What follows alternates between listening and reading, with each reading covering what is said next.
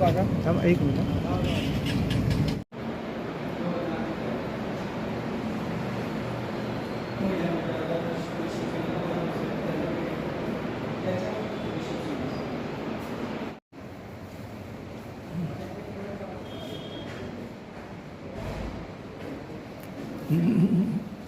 मध्ये येऊन नका ना.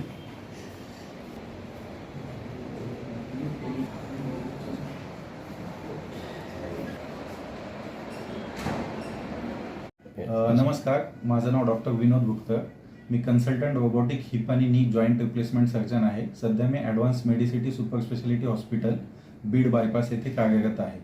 मी माझं ऑर्थोपेडिक्सचं DNB ऑर्थोपेडिक्सचं शिक्षण कूपर हॉस्पिटल मुंबई इथे कंप्लीट केलं. त्याच्यानंतर 1 वर्षाचं मी प्युअरली जॉईंट रिप्लेसमेंटची प्रॅक्टिस भाभा हॉस्पिटलला केली. त्यानंतर मी 1 वर्षासाठी माझ्या जॉईंट रिप्लेसमेंटच्याच इंटरेस्टमध्ये जॉईंट रिप्लेसमेंटची fellowship Asian joint reconstruction institute Chennai येथे डॉक्टर विजय बोस, जे इंडियामधले टॉपमोस्ट हिप सर्जन आहेत, आणि डॉक्टर सूर्यनारायण पिचाई सर यांच्यासोबत फेलोशिप केली. त्या 1 वर्षात मी मिनिमम 1000-1500 जॉईंट रिप्लेसमेंटच्या प्रोसिजर असिस्ट केल्या, त्यांच्यासोबत काम केलं. तो अनुभव घेऊन मी आपल्या भागात जॉईंट रिप्लेसमेंटची प्रॅक्टिस सेट करत आहे. तर त्याचाच एक भाग म्हणून मी आता नुकतीच एक 58 वर्षाची महिला माझ्याकडे नीच्या म्हणजे गुडघ्याच्या त्रासामुळे आली होती. मग मी त्यांचं टोटल नी रिप्लेसमेंट हे सबव्हास्टस अप्रोचनी केलं. सबव्हास्टस अप्रोच असा आहे की ज्याच्यात आपण कुठलीही मांसपेशी म्हणजे मसल कट नाही करत. मसल्स कट न करता आपण मसल्स फक्त उचलून टोटलनी रिप्लेसमेंट प्रोसिजर केली. त्यामुळे पेशंटला जो होणारा त्रास आहे ऑपरेशनचा तो खूप कमी झाला. पेशंट स्नायू कट न केल्यामुळे जो म्हणजे गुडघ्याची मुवमेंट होणारा, तर गुडघ्याची मुवमेंट करणारा हा जो मेन स्नायू असतो, याला क्वाड्रिसेप्स टेंडॉन म्हणतात. तर हा क्वाड्रिसेप्स टेंडॉन मी कट न करता गुडघ्यापर्यंत पोचलो आणि गुडघ्याची नी रिप्लेसमेंट केली. त्यामुळे पेशंटचा जो गुडघ्याच्या मुवमेंट आहेत त्या दुसऱ्या दिवशी चांगल्या आल्या आणि पेशंटला चालायला काहीही त्रास नाही झाला दुसऱ्याच दिवशी. आणि मी पेशंटला 3 दिवसाच्या आतच डिस्चार्ज केलं आणि पेशंट आता कम्फर्टेबली चालत आहे. आपण ही सर्जरी मॅन्युअली केली का मशिनरीच आहे? ही मॅन्युअलीच केलेली आहे. याच्यात रोबोटिकची हेल्प नाही घेतली.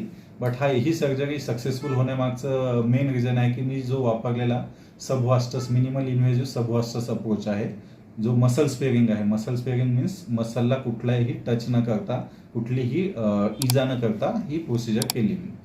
म्हणजे ही जी सर्जरी आहे समजा मसल हे करून होते का बोनचा त्रासामुळे?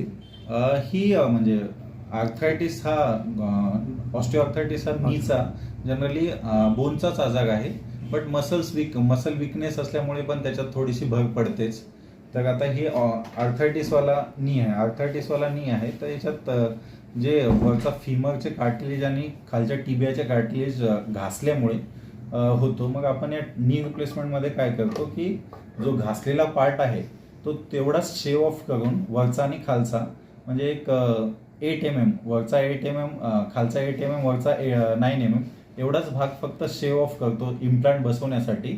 आणि मग आपण मध्ये जी एक पॉलिइथिलीन असते, हायली कॉस्टलिंग पॉलिइथिलीन असते, तर ती बसवतो. जी मुवमेंट होते ही फिमोरल कंपाऊंड आणि पॉलीमध्ये होते.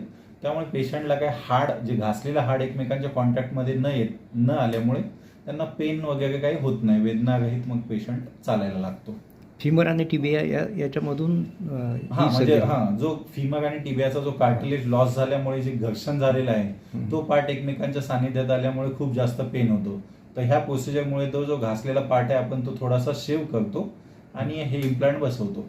मेजर प्रॉब्लेम हा फिबियामध्ये असतो की टिबियामध्ये असतो? दोन्हीमध्ये पण असतो. ओके, दोन्हीकडचं पण हाड घासलेलं असतं.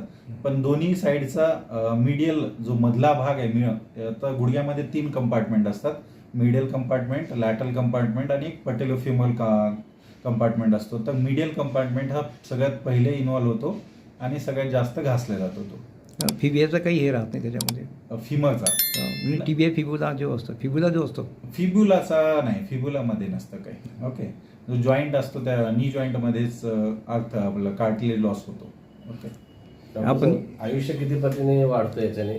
आता जनरली हे 60च्या नंतर आपण प्रिफर करतो लोकांना. हो, तर याची आता ज्या लेटेस्ट इम्प्लांट आहे तर त्यांची लाईफ ही 30 वर्ष तर आरामात आहे. ओके, म्हणजे पेशंट 90 वर्षाचा होईपर्यंत तर काही त्रास होत नाही त्यांना. मध्ये काय काय काळजी घ्यायची? काळजी एवढी काही जास्त घ्यायची नाही. आता एवढी काही जास्त घ्यायला लागत नाहीये. फक्त पहिल्या 2 आठवड्यात थोडं वॉकरच्या सहाय्याने आपण पेशंटला चालवतो आणि एकदा का पेशंट कॉन्फिडंट झाला चालण्यासाठी तर मग आपण विदाऊट वॉकर पण चालू शकतो त्यांना.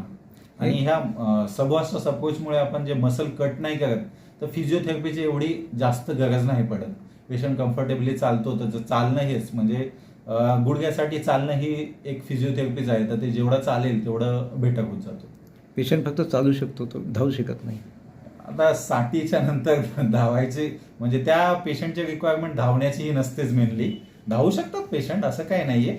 बट आता म्हणजे आर्थरायटिसमुळे त्यांच्या दैनंदिन आपण ऑपरेशन कुणाचं करतो, ज्यांना सीड्या चढायला त्रास होतो, ज्यांना टॉयलेटमध्ये बसायला त्रास होतो, ज्यांना मांडी घालायला त्रास होतो, अशा रुग्णांसाठी म्हणजे दैनंदिन जीवनात ज्या गोष्टी आपण करतो त्या करताना त्रास होतोय त्या पेशंटलाच आपण ही नी रिप्लेसमेंट सर्जरी ॲडवाईस करतो.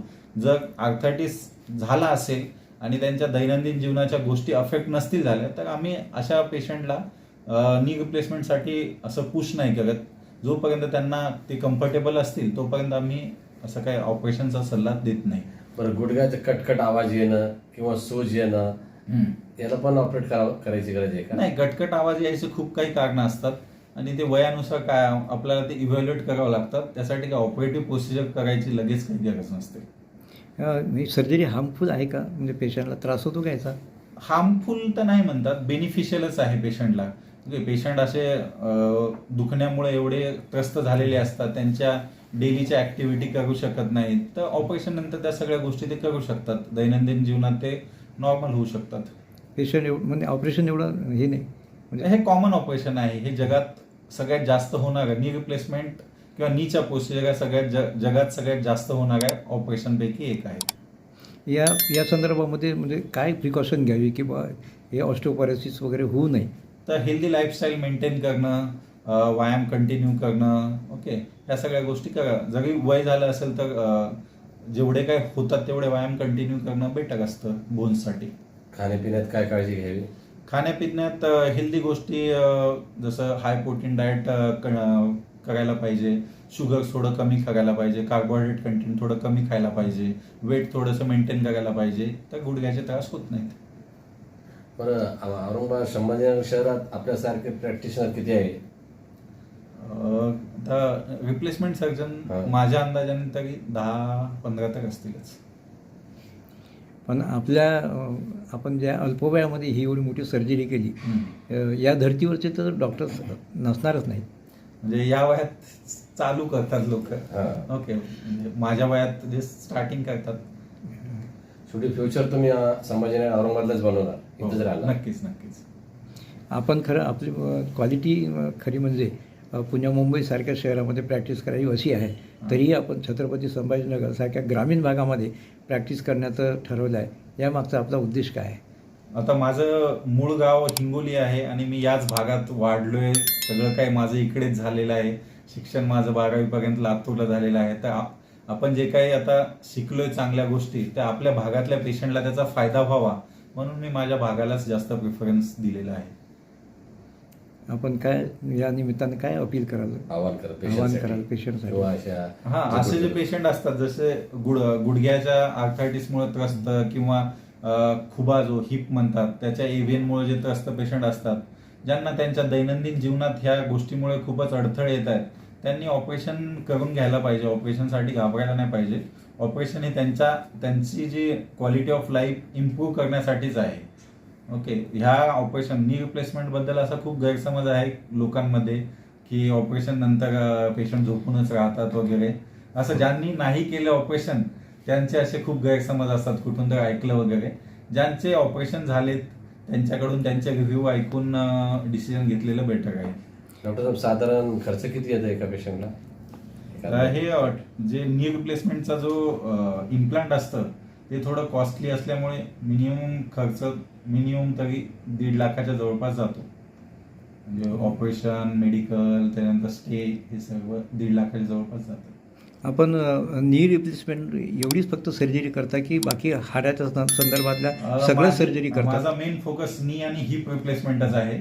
मी नी रिप्लेसमेंट सव्वासच अप्रोचनी करतो आणि हिप रिप्लेसमेंट मी ट्रॅडिशनल पोस्टेरियर अप्रोचनी न करता डायरेक्ट अँटेक अप्रोचनी करतो. हा पण एक इंडियामध्ये नवीन अप्रोच आहे जो US आणि युरोपियन कंट्रीमध्ये चालू आहे. इंडियामध्ये थोडासा कमी लोक प्रिफर करतात. तो पण एक कुठलीही स्नायू न कट करता टोटल हिप रिप्लेसमेंट करण्याचा एक अप्रोच आहे. त्याला डायरेक्ट अँटेक अप्रोच म्हणतात. वृद्धामध्ये साधारणतः हिप रिप्लेसमेंट किंवा हिपचे प्रॉब्लेम जास्त असतात. वृद्धामध्ये नी रिप्लेसमेंट जास्त कॉमन असतं. हिप रिप्लेसमेंटसाठी काही वय नसतं. अवॅस्क्युलर नेक्रोसिस हे कोविड नंतर खूप जास्त वाढलेलं आहे. तर त्याचं म्हणजे मी ऑपरेट केलेले किंवा मी आमच्या सरांकडे बघितलेले खूप पेशंट असतात. आम्ही मिनिमम कमीत कमी 20 वर्षाच्या पण पेशंटचा आम्ही हिप रिप्लेसमेंट केलेलं आहे चेन्नईला. आपलं पूर्ण नाव सर? डॉक्टर विनोद भुक्तर. ॲड्रेस सांगा sir. Address advance medicity super speciality hospital, Beed bypass road, Akasa हॉटेलच्या साईडला, MIT कॉलेजच्या अपोजिट साईडला, संभाजीनगर. थँक्यू.